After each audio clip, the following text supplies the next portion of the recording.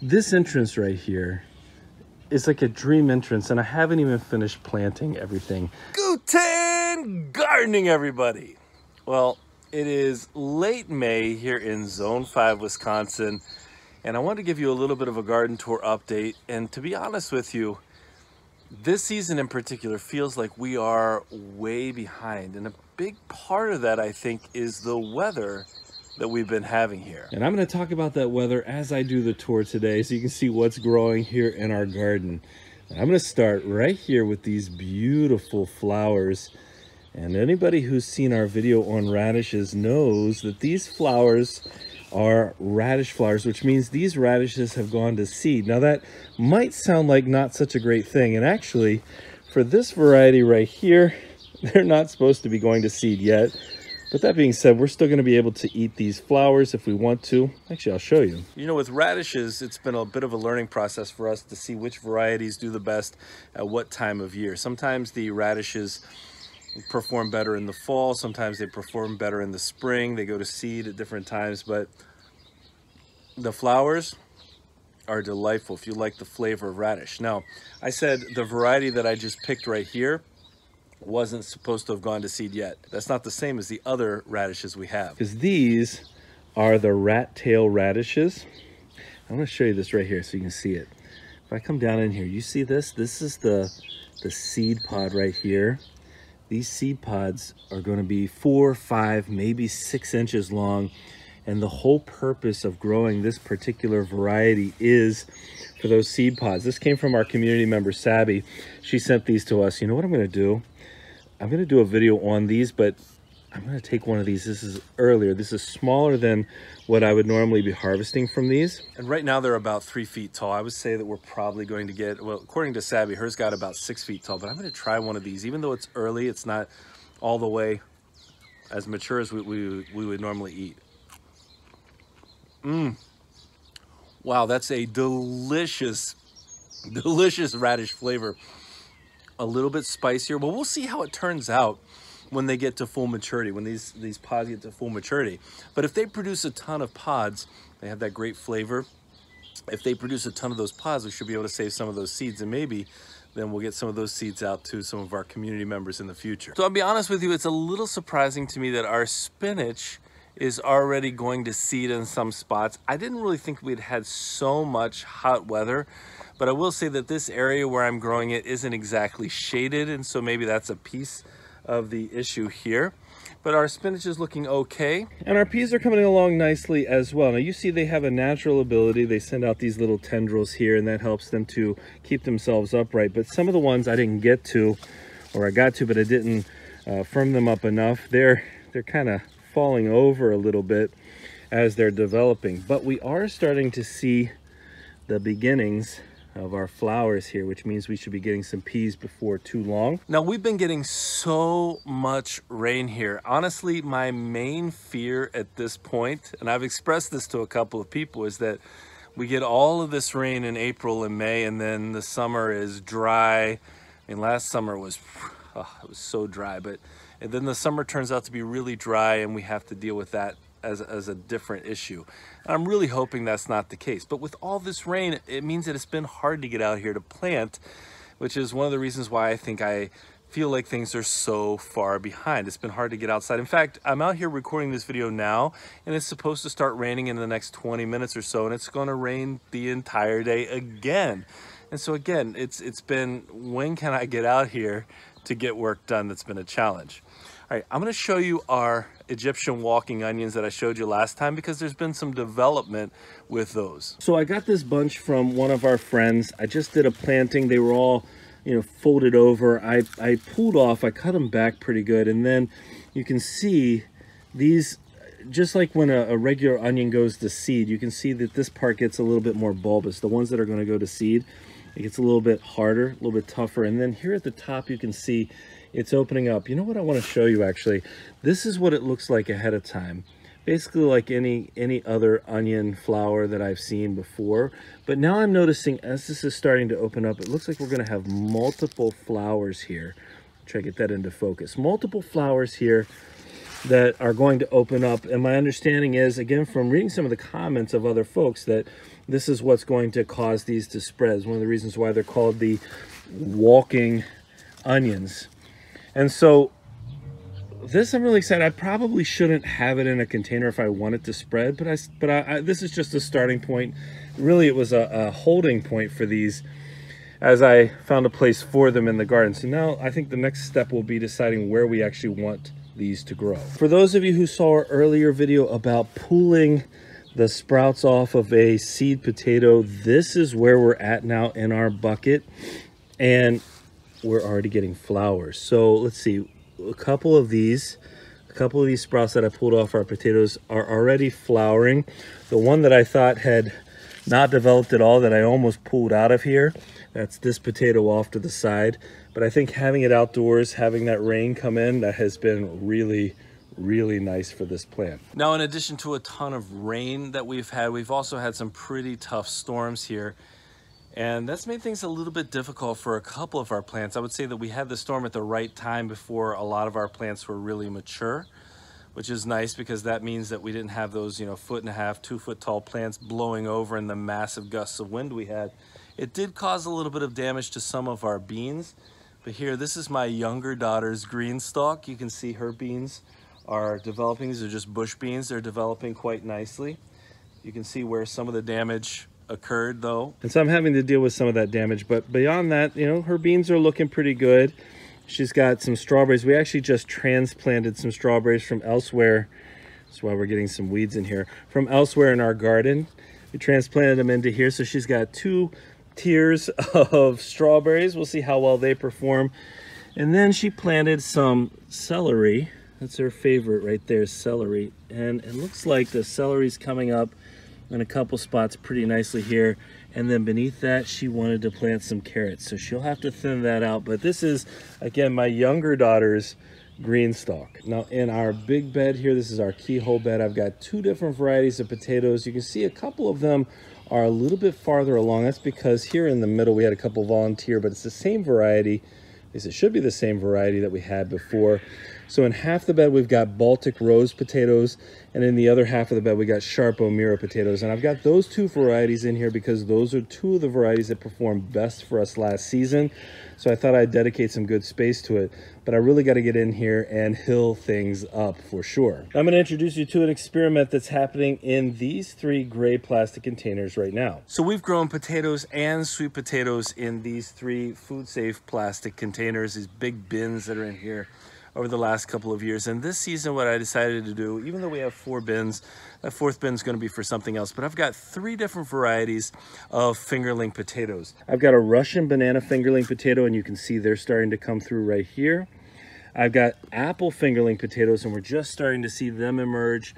And then some of our Guten gardening potatoes, our French fingerlings that we have been growing here for the last 4 or 5 years. Listen, personally, I've got those in here, and they're double layered, which means I started some on the lower side of this, and then I put some on top a couple of inches higher. So these are packed with fingerling potatoes, and I want to see how well they're going to perform. You'll also notice that we've got a lot of rabbit waste in here. This is rabbit waste that I poured in here about 3 or 4 months ago, so that's mixed in as well. So we're going to see how well these potatoes are going to perform in comparison to each other. You can see some more of the storm damage actually caused by those high winds. It broke a few of the leaves of our radishes here, but a large number of our radishes in our green stalk are ready to be harvested. Oh, I wish you could see. I don't know that my camera's doing this justice. This beautiful purple color for this radish. So I've got a bunch of radishes ready to pull out of here to harvest. And I'll tell you something, the leaves, of course, are edible. I've already said the flowers, the seed pods are edible, and of course the bottom part here is edible as well. So I gotta come through here and figure out which ones are ready to be harvested so we can enjoy them as a family. There's a bunch of different varieties in here too, so they all are going to be ready at different times. They're all gonna look a little bit different. Here, I'll pull one of these out too. Take a look at that. I think it's a little daikon radish. No, actually, this is a French breakfast radish. This is a little bit more mild, I think. Look at how delicious these look. And actually, I'm noticing now the spinach in our green stalk is also starting to go to seed as well. It's just really frustrating to lose the spinach so quickly. It's one of the harder parts about growing spinach in my mind, is if you can't keep it from going to seed, and some varieties definitely go to seed faster than others. Even pulling the top off like this may help you a little bit, but it's not really going to stop it from going to seed in the long run. And so we just got to get out here and harvest all this beautiful green spinach as quickly as we can.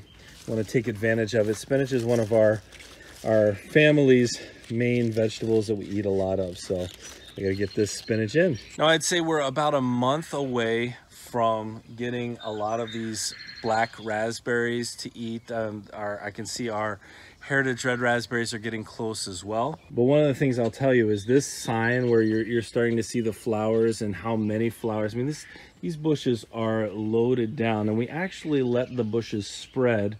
I'll show you where they spread to. We let them spread next door into this raised bed here.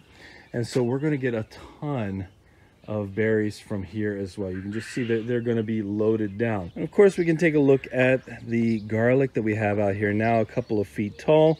The volunteer potatoes that decided to come up right in between. These should be some red potatoes. But here's why I'm here excited. It's right here in the middle. This is the garlic scape.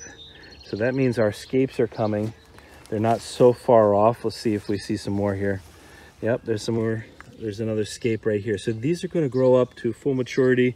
They'll twist nicely. We'll be able to remove them, and we'll get those scapes in for some garlic scape pesto like we did last season. It's so nice. And I can feel the raindrops coming already. I'm trying my best to get this done quickly, but there's just so much to look at. Right next door, we've got the leeks that we overwintered. There's some of our summer squash there, but here are the leeks that we overwintered. And I expected this to happen. I just wasn't sure how long.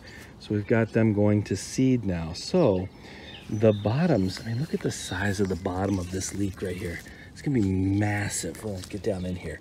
This is gonna be massive, but we're going to seed. And so now we'll be able to collect some of these leek seeds, which is not something we've done before. We haven't overwintered our leeks before to get to that point.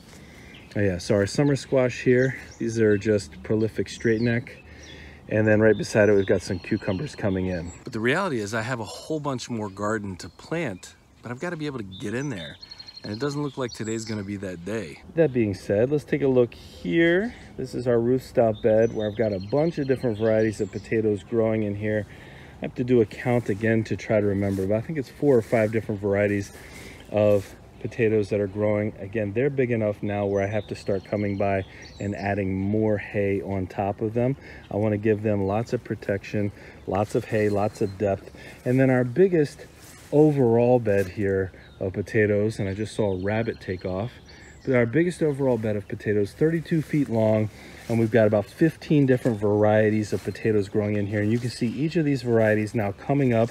I don't really have any empty spots. I thought I did right here, but you can see it's coming up. So now there's a whole bunch of hilling that I've got to take care of in this area. I've got to get all of that taken care of because, again, we're trying to protect any potato growth whatsoever. And so while you can see, I planted these nice and deep, probably about 5 or 6 inches deep. I still want to get out here and make sure that I'm giving each of these stems lots of protection, get maximum potato growth. You know, what's really interesting to me is that this area, before the greenery starts, looks so barren. Essentially, I'll call it desolate. And then once the grapes get started here, well, let me show you the other side. Once the grapes start growing all along our house, it's like magic. It just takes on a different feel to it. I'm gonna back out here. You can see there's so many grapes growing in here right now. There's gonna be a ton, I think there's gonna be a ton of production, but this entrance right here is like a dream entrance, and I haven't even finished planting everything out here. It just looks so nice to me.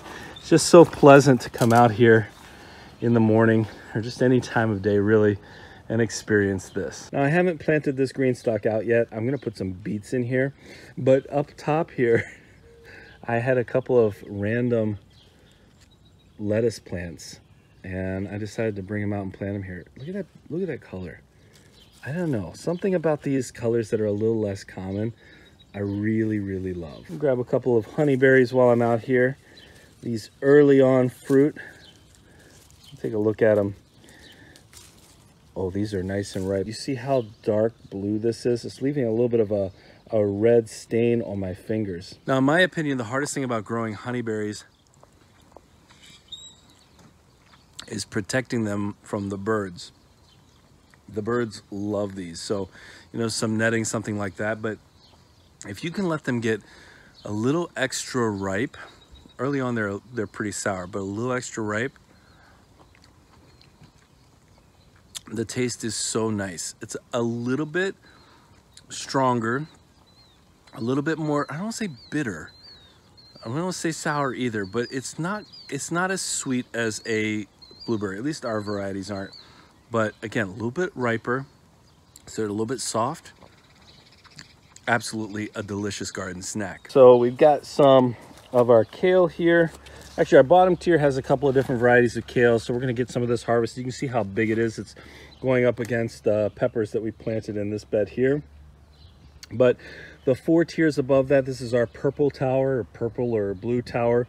These are our potatoes, our purple, different varieties of potatoes. A couple of our Adirondack blues haven't come through yet, but the majority of them are already coming up. Our huckleberry golds here, that purple flesh on the outside, that's going to be really nice. So I intentionally didn't fill these tiers up with soil so that I could come back through and add more mix as these started to develop, to keep them, again, the same mounding process. And here is my older daughter's green stalk where she planted her herb garden. And what I'll tell you is the tarragon is coming in just slowly, just finally, but you see this big hole in here?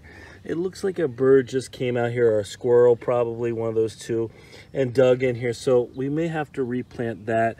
The sage is getting started. You can see the sage starting to develop. The parsley's doing better. The parsley's farther along, as you might expect. The dill is looking fantastic. Actually, as I think about this, I'm gonna take a little piece off of her dill here. I think we only had one dill plant last year, but in the back garden space that went to seed, and it has spread out there as well. So again, there's so many little seeds in our dill plants, but I love the smell of dill. We make some refrigerator pickles. I don't know if you make refrigerator pickles, and adding fresh dill to those refrigerator pickles is unbelievable. Maybe one of my favorite smelling herbs. Look down in here, see the beginnings of basil. This will probably have to be spread out because it looks like, once again, and my daughter has to get out here and deal with this, but it looks like something came in and dug into this one as well, this tier as well. The rosemary hasn't germinated yet, which is somewhat expected, I think, at this point. But the cilantro is coming in full force the whole way around the top tier of this green stalk. And my daughter said that was the one she wanted at the top, because that's the one she loves the best. I think she even put a little heart right there by the cilantro label. But there's going to be plenty of cilantro for our family here based on what I'm seeing. All right, the last thing I'm going to show you before I wrap up this video over by our apples, this is our okra. We've got 3 different kinds of okra here. Jambalaya okra. I planted this about a week ago or so, and you can see the true leaves here starting to form. I'll show you right here. You see the yellowing there, but right there in the middle, that's the good stuff coming up. See a bunch more purslane in here. Check out our purslane video if you haven't.